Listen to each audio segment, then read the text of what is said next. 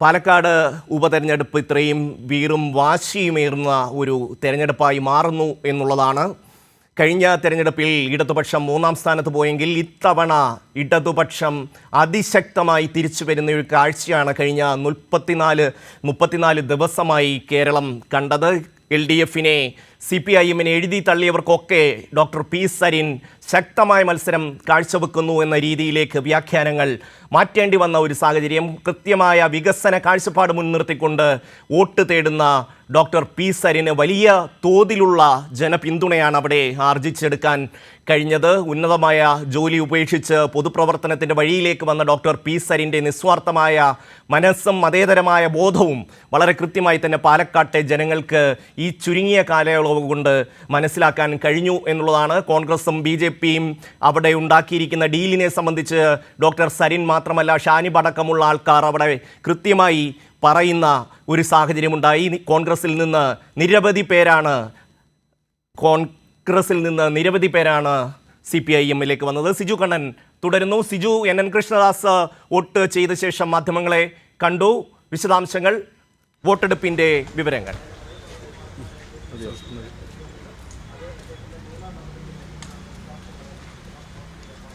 ഷമി, പാലക്കാട് ഉപതെരഞ്ഞെടുപ്പിൽ വലിയ തിരക്കാണ് രാവിലെ മുതൽ അനുഭവപ്പെടുന്നത്. എല്ലാ പോളിംഗ് ബൂത്തിലും സ്ത്രീകളും അതോടൊപ്പം തന്നെ പ്രായമായവരുമെല്ലാം തന്നെ വളരെ നേരത്തെ എത്തി ആ വോട്ട് രേഖപ്പെടുത്തുന്നു. ഞാനിപ്പോൾ നിൽക്കുന്നത് GLPS കൽപ്പാത്തി അയ്യപുരത്തെ 25-ാം നമ്പർ ബൂത്തിലാണ്. ഇവിടെ ഇന്ന് രാവിലെ 7:15 NDA സ്ഥാനാർത്ഥി C കൃഷ്ണകുമാർ എത്തി വോട്ട് രേഖപ്പെടുത്തി. അല്പസമയം മുമ്പ് CPIM സംസ്ഥാന കമ്മിറ്റി അംഗം NN കൃഷ്ണദാസ് വോട്ട് രേഖപ്പെടുത്തി മടങ്ങിക്കഴിഞ്ഞു. അതോടൊപ്പം തന്നെ യുവ എഴുത്തുകാരൻ വിവേക് ചന്ദ്രൻ ഇവിടെ വോട്ട് രേഖപ്പെടുത്തി മടങ്ങി. പാലക്കാട് LDF-ന് ഇത്തവണ ഉജ്ജ്വല വിജയം നേടുമെന്ന് വോട്ട് രേഖപ്പെടുത്തിയ ശേഷം NN കൃഷ്ണദാസ് പറഞ്ഞു. 3-ാം തവണയും ഇടത് സർക്കാർ എത്തുമെന്നതിൻ്റെ സൂചനകൾ പാലക്കാട് നിന്നുണ്ടാകും. ആരും ലീഗുമായി ബന്ധപ്പെട്ട വിമർശനവുമായി ബന്ധപ്പെട്ട് ആരും വിമർശിക്കാൻ പാടില്ലെങ്കിൽ തങ്ങളെ പ്രസിഡന്റ് സ്ഥാനത്ത് നിന്ന് മാറ്റും. അതോടൊപ്പം തന്നെ സന്ദീപ് വാര്യരുമായി ബന്ധപ്പെട്ട വിഷയത്തിൽ സന്ദീപ് വാര്യർ ഇപ്പോഴും RSS-കാരനാണ്. RSS-കാരനായതുകൊണ്ടാണ് അദ്ദേഹം RSS കാര്യാലയത്തിന് ഭൂമി വിട്ടു നൽകുന്നത് എന്നുൾപ്പെടെയുള്ള പ്രതികരണമാണ് വോട്ട് രേഖപ്പെടുത്തിയതിനു ശേഷം NN കൃഷ്ണദാസ് നടത്തിയത്. പാലക്കാട് ഉജ്ജ്വലമായ വിജയം നേടുമെന്നാണ് NN കൃഷ്ണദാസ് ആത്മവിശ്വാസം പ്രകടിപ്പിച്ചത്. രാവിലെ മുതൽ പാലക്കാട്ടെ പോളിംഗ് ബൂത്തുകളിലെല്ലാം തന്നെ വലിയ തിരക്ക് അനുഭവപ്പെടുന്നു. വലിയ രാഷ്ട്രീയ വിഷയങ്ങൾ ചർച്ച ചെയ്ത ഒരു തിരഞ്ഞെടുപ്പാണ്.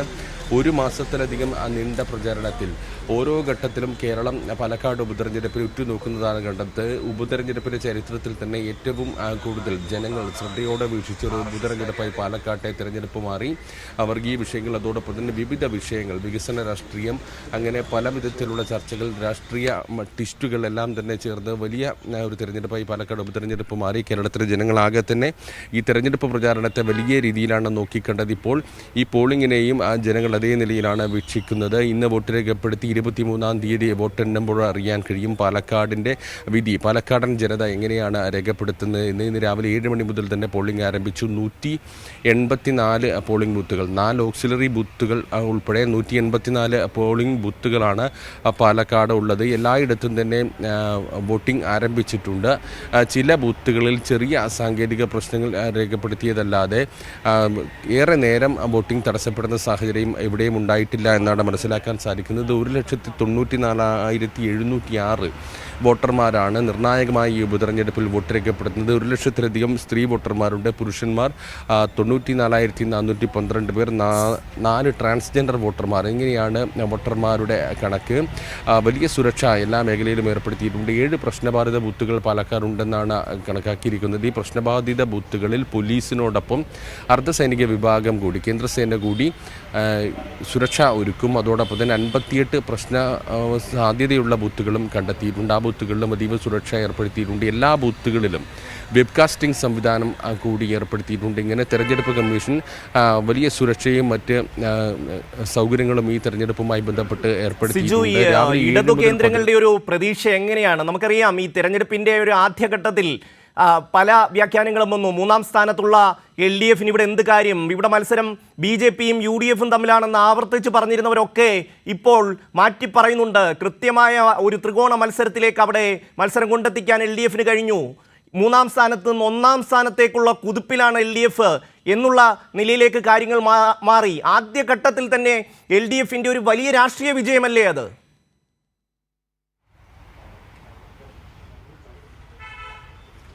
ഷമി, ഡോക്ടർ പി സരിൻ്റെ സ്ഥാനാർത്ഥിത്വത്തോടുകൂടി തന്നെ പാലക്കാട് ഉപതെരഞ്ഞെടുപ്പിൻ്റെ ചിത്രം മാറിയിരുന്നു.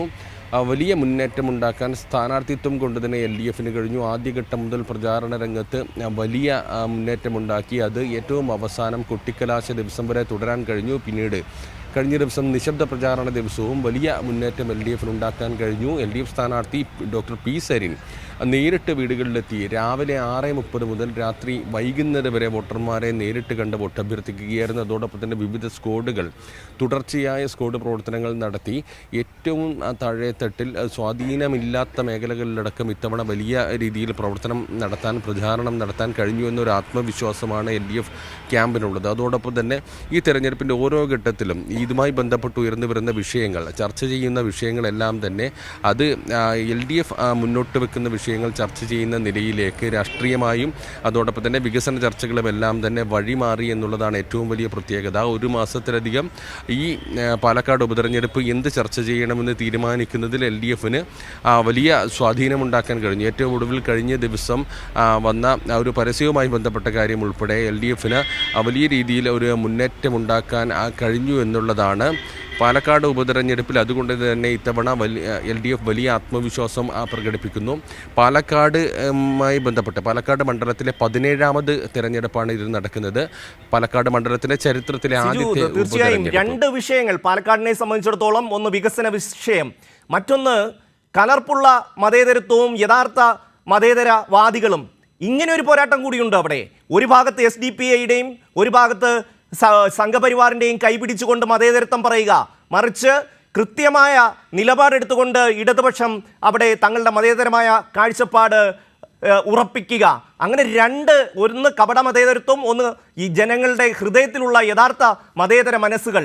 അങ്ങനെയുള്ള ഒരു പോരാട്ടം കൂടി പാലക്കാട് വരികയല്ലേ. നമ്മളുടെ മുന്നിൽ കാണിക്കാൻ ഒരു ഭാഗം ഒരു മതേതരത്വത്തിൻ്റെ ഒരു പൊയ്മുഖം, അതേസമയം മറ്റ് വശങ്ങൾ വരുമ്പോൾ, മറ്റ് കാര്യങ്ങൾ വരുമ്പോൾ അവരുടെ ആ മതേതരത്വത്തിൻ്റെ മുഖം മൂടി പൊഴിഞ്ഞു വീഴുന്നു. അതല്ലേ ഇവിടെ ശരിക്കും പി സരിൻ എക്സ്പോസ് ചെയ്തത്. BJPയും കോൺഗ്രസും തമ്മിലുള്ള ഡീലിനെ കുറിച്ച് നിരന്തരമായി സരിൻ പറഞ്ഞപ്പോൾ പല ആൾക്കാരും അത് പൂർണ്ണമായും അംഗീകരിക്കുന്ന സാഹചര്യം ഉണ്ടായില്ലേ.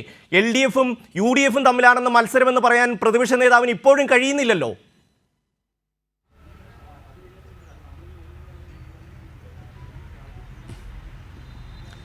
അതുതന്നെയാണ് വളരെ പ്രധാനപ്പെട്ട കാര്യം. ഈ പാലക്കാട് ഉപതെരഞ്ഞെടുപ്പ് പ്രഖ്യാപിച്ചതിന് പിന്നാലെ തന്നെ കോൺഗ്രസ് നേതാവായിരുന്ന ഡോക്ടർ പി സരിൻ മുന്നോട്ട് വെച്ച ഒരു പ്രധാന വിമർശനം എന്ന് പറയുന്നത് BJPയുമായി കോൺഗ്രസ് ഡീലുണ്ടാക്കുന്നു, പല ഘട്ടത്തിലും BJPയുമായി ചേർന്ന് നിൽക്കുന്നു, അവരുടെ ആശയങ്ങളുമായി ചേർന്ന് നിൽക്കുന്ന ഒരു വലിയ വിമർശനമാണ് ഉയർത്തിയത്. അന്ന് തൊട്ടിങ്ങോട്ട് ചർച്ച ചെയ്യുന്ന പ്രധാന വിഷയങ്ങളിലൊന്ന് ഈ ഡീലുമായി ബന്ധപ്പെട്ട കാര്യം തന്നെയാണ്.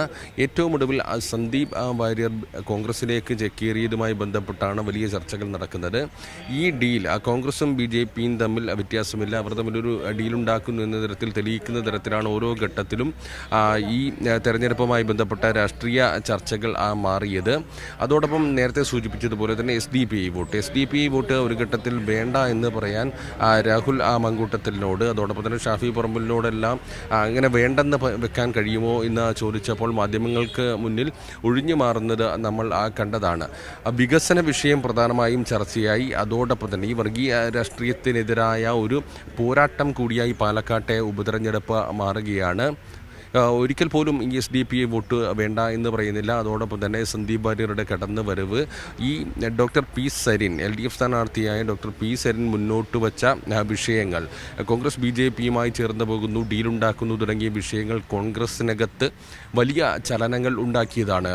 ഈ സരിന് പിന്നാലെ AK ഷാനിബ് കോൺഗ്രസ് വിട്ടു. യൂത്ത് കോൺഗ്രസ് സംസ്ഥാന സെക്രട്ടറി ആയിരുന്ന AK ഷാനിബ് പുറത്തു വന്ന് വലിയ കാര്യങ്ങളാണ്, വിവിധ കാര്യങ്ങളാണ് വെളിപ്പെടുത്തിയത്. അതോടൊപ്പം അതിന് പിന്നാലെ നിരവധി കോൺഗ്രസ് നേതാക്കൾ, മഹിളാ കോൺഗ്രസ് നേതാക്കൾ ഉൾപ്പെടെ പാർട്ടിയിൽ നിന്ന് ഇതേ കാര്യം പറഞ്ഞുകൊണ്ട് ഈ BJPയുമായി ഒത്തുപോകുന്നു, BJPയുടെ ആശയങ്ങളുമായി യോജിച്ചു പോകുന്നു, അവരുമായി ഡീലുണ്ടാക്കുന്നു തുടങ്ങിയ ശക്തമായ വിമർശനങ്ങൾ ഉന്നയിച്ചുകൊണ്ടാണ് കോൺഗ്രസ് വിട്ടുപോയത്.